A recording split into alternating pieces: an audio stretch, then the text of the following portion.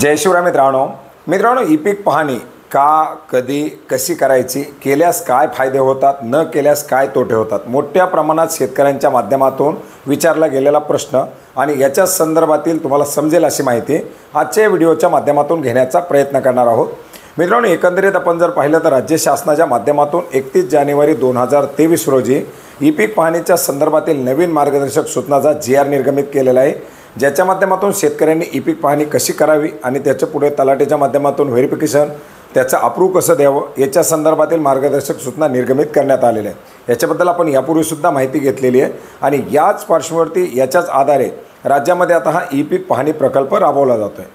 मित्रांनो, याचबरोबर आपण जर पाहिलं तर पिकांची तंतोतंत माहिती, लागवडीखालील क्षेत्र, कोणत्या पिकाखालील लागवडीखालील किती क्षेत्र आहे, या सर्वांची माहिती केंद्र शासनाला सुद्धा आवश्यक आहे। राज्य शासनाच्या माध्यमातून वेळेवरती माहिती पुरवली जात नाही, केंद्र शासनाला डाटा व्यवस्थित मिळत नाही।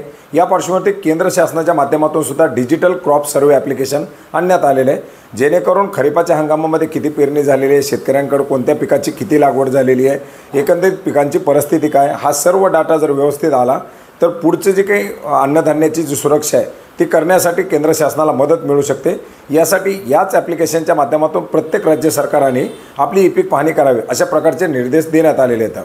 त्याच्यासाठी 2023 काही भागामध्ये हे ॲप्लिकेशन वापरण्यात देखील आलं। परंतु मित्रांनो, आता ई पीक पाहणीचा जो प्रकल्प आहे हे ॲप्लिकेशनसुद्धा अद्ययावत करण्यात आलेलं आहे, जेणेकरून केंद्र शासनाला लागणारा डाटा आणि राज्य शासनाला लागणारा डाटा हा ई पीक पाहणी ॲप्लिकेशनचं जे व्हर्जन 3.0 आलेलं आहे या ॲप्लिकेशनच्या माध्यमातून दोघांना देखील उपलब्ध होणार आहे। आणि याच ई पीक पाहणी 3.0 या ॲप्लिकेशनच्या माध्यमातून खरीप हंगाम 2024 करता शेतकऱ्यांना ई पीक पाहणी करावी लागणार आहे। आता का करायची, याच्यामध्ये आपण जर पाहिलं तर शेतकऱ्यांनी कोणत्या पिकाची लागवड केलेली आहे, कोणत्या पिकाखालील क्षेत्र किती आहे, या सर्व माहिती जर शासनाला उपलब्ध झाल्या तर पुढे त्याची उत्पादकता काय असू शकते, लागवडीखालील क्षेत्र किती आहे, याच्यानुसार पुढे बाजारभावांचा अंदाज असेल किंवा त्याच्या इतर जे काही पायाभूत सुविधांची निर्मिती असेल किंवा त्याच्या बाजाराबद्दलची जी काही आवश्यकता असतील, अशा सर्व या ठिकाणी शासनाला त्याच्या तडजोडी करता येतात। याच्यामुळे ई पीक पाहणी अतिशय महत्त्वाची आहे। आता एखादी नैसर्गिक आपत्ती आली तर त्या पिकाखालील किती क्षेत्र होतं, किती शेतकरी याच्यामधून बाधित झालेले आहेत याचा डाटा देखील शासनाला मिळू शकतो। पीक विमा असेल, पीक विम्यासाठी सुद्धा ई पीक पाहणी अतिशय महत्त्वाची आहे, कारण पिकाची माहिती आणि पीक विम्याची माहिती याचं दोन्हीचं देखील त्याच्यामधून सांगड घालता येते। अशा प्रकारे ही सर्व माहिती या ई पीक पाहणीच्या माध्यमातून शासनाला उपलब्ध होते। एकंदरीत शासनाला शेतकऱ्याचा पीक पेरा काय आहे याच्याबद्दलची तंतोतंत माहिती या ई पीक पाहणीच्या माध्यमातून मिळते। कधी करायची, याच्यामध्ये आपण जर पाहिलं तर शासनाच्या माध्यमातून याचे ई पीक पाहणी करण्यासाठीचे टाईमलाईन निश्चित करण्यात आलेले, वेळापत्रक निश्चित करण्यात आलेले, ज्याच्यामध्ये 15 जून ते 15 ऑक्टोबर या कालावधीसाठी खरीप हंगामाची ई पीक पाहणी केली जाते। आता याच्यामध्ये आपण जर पाहिलं तर 2022 हा कालावधी 1 ऑगस्टपासून सुरू झाला होता। याच्यानंतर आपण 2023 पाहिलं होतं, याच्यामध्ये 15 जुलैनंतर ई पीक पाहणी सुरू झाली होती, कारण ॲप्लिकेशनमध्ये असलेले बिघाड असतील किंवा शेतकऱ्याला असलेला अवेअरनेस असेल, यामुळे याच्यामध्ये थोडाफार उशीर देखील होऊ शकतो। आणि याच्यामध्ये आपण जर पाहिलं तर अंतिम मुदत संपल्यानंतर मुदतवाढी देखील देण्यात येतात। परंतु कालावधी जर आपण पाहिलं तर 15 जून ते 15 ऑक्टोबर हा खरीप हंगामाची ई पीक पाहणी करण्यासाठीचा कालावधी असतो। आणि ई पीक पाहणीचं जे ॲप्लिकेशन 3.0 आहे याच्या माध्यमातून आता शेतकरी ई पीक पाहणी करू शकतील। आता याच्यामध्ये 1 जुलैपासून सुद्धा शेतकऱ्यांना ई पीक पाहणीसाठीचा हा प्रकल्प सुरू केला जाऊ शकतो। शासनाच्या माध्यमातून याच्या संदर्भातील अधिकृत घोषणा, त्याच्या संदर्भातील ई पीक पाहणी करा म्हणून जे काही पुढे आव्हानं असतील ती केली जातील। याच्यानंतर 15 ऑक्टोबरनंतर 16 ऑक्टोबरपासून 15 नोव्हेंबरपर्यंत तलाट्यांच्या माध्यमातून जे रँडमली ठरवण्यात आलेलं 10% शेतकऱ्याचं असेल त्यांची ई पीक पाहणीची तपासणी केली जाते आणि त्याला अप्रूव्ह दिलं जातं। आता एखाद्या गावामध्ये जर समजा 1000 हेक्टर क्षेत्र असेल तर त्या 1000 हेक्टर क्षेत्रापैकी 100 हेक्टर क्षेत्राची ई पीक पाहणी तलाठीच्या माध्यमातून व्हेरीफाय केली जाते। म्हणजे ई पीक पाहणी केलेली बरोबर आहे का, आणि ती बरोबर असेल तर तपासून त्याला पुढे ॲक्सेप्ट केलं जातं, अप्रूव्ह केलं जातं। आणि उर्वरित जे 90% शेतकरी 900 हेक्टर जे क्षेत्र असेल ते ॲटोमॅटिक शेतकऱ्यांना ई पीक पाहणी केल्याबरोबर डायरेक्टली त्या शेतकऱ्याच्या सातबाऱ्याला त्याची नोंद केली जाते। आता याच्यामध्ये आपण जर पाहिलं तर सुधारणा बऱ्याच साऱ्या करण्यात आलेल्या आहेत। याच्यानंतर 15 ऑक्टोबर ते साधारणपणे 15 फेब्रुवारी ते 20 फेब्रुवारीपर्यंत रबीच्या हंगामाची ई पीक पाहणी केली जाते। त्याच्यामध्ये रबीची पिकं असतील, कांदा असेल वगैरे वगैरे जी काही पिकं असतील ती त्या कालावधीमध्ये केली जातात। आणि 15 फेब्रुवारीपासून पुढे एप्रिलच्या 30 तारखेपर्यंत साधारणपणे या उन्हाळी हंगामाची ई पीक पाहणी केली जाते। याच्यामध्ये पुन्हा मुदतवाढी देणं वगैरे वगैरे या बाबी चालूच राहतात। म्हणजे साधारणपणे आपण जर पाहिलं तर पूर्ण वर्षभर खरीप, रब्बी आणि उन्हाळी हंगाम अशा तिन्ही हंगामासाठी मिळून ही ई-पीक पाहणी सुरू राहते. फक्त हंगामानुसार त्याचा तो कालावधी निश्चित करण्यात आलेला असतो. मित्रांनो, आता याच्यामध्ये आपण जर पाहिलं तर पुढे तलाठीच्या माध्यमातून आक्षेपटन अप्रूव्ह झाल्यानंतर वगैरे या सगळ्या बाबी झाल्यानंतर ई-पीक पाहणी अप्रूव्ह होते. शेतकऱ्यांच्या माध्यमातून केलेली ई-पीक पाहणी डायरेक्टली अप्रूव्ह होते. परंतु याच्यामध्ये जर समजा आता आपण यापूर्वी जर पाहिलं तर 3 किलोमीटर, 5 किलोमीटर, 10 किलोमीटर किंवा एखाद्या शॉपमध्ये बसून दुसऱ्या गावातील ई-पीक पाहणीसुद्धा केली जात होती. आता याच्यामध्ये नवीन जे ॲप्लिकेशन आलेलं आहे किंवा डिजिटल क्रॉप सर्वे ॲप्लिकेशन जे आहे त्याच्यामध्ये अचूकता जी आहे ती खूप अद्ययावत करण्यात आलेली आहे. याच्यामुळे शेतकऱ्याला 50 मीटरच्या परिघाच्या क्षेत्रामध्ये उभी राहूनच आपल्या शेतामधूनच आपल्या पिकाची ई-पीक पाहणी करावी लागणार आहे. याच्यामध्ये आपण जर पाहिलं तर महसूल विभाग हा खूप आधुनिक झालेला आहे, खूप अद्ययावत झालेला आहे. याच्यामध्ये तुमच्या प्रत्येक जी काही जमिनीचा सातबारा आहे त्याला एक इवेल पिन नंबर देण्यात आलेला आहे. त्या इवेल पिनबरोबर त्या जमिनीचे अक्षांश आणि रेखांश जोडण्यात आलेले आहेत.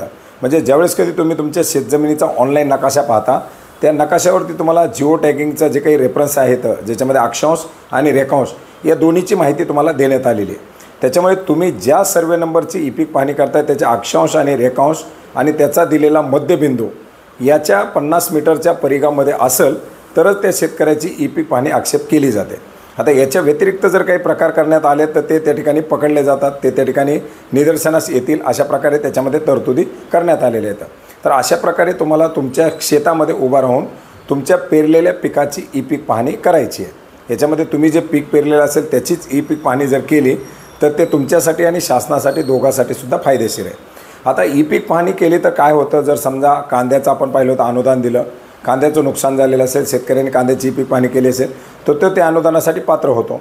सोयाबीन असेल, कापूस असेल, पुढे तुमच्या हमीभावानं काही खरेदी असेल किंवा इतर काही पीक विमा मिळणं असेल किंवा नैसर्गिक आपत्तीमध्ये शेतकऱ्यांचं होणारं नुकसान असेल, गारपिटीमुळे फळबागांचं होणारं नुकसान असेल, कारण याच्यामध्ये तुमच्या बांधावरील झाडं, याच्यामधील तुमची खरीपाची पिकं, रबीची पिकं, तुमची फळबागा किंवा इतर जे काही बागायत क्षेत्र असेल या सर्वांची याच्यामध्ये ई-पीक पाहणी करता येते.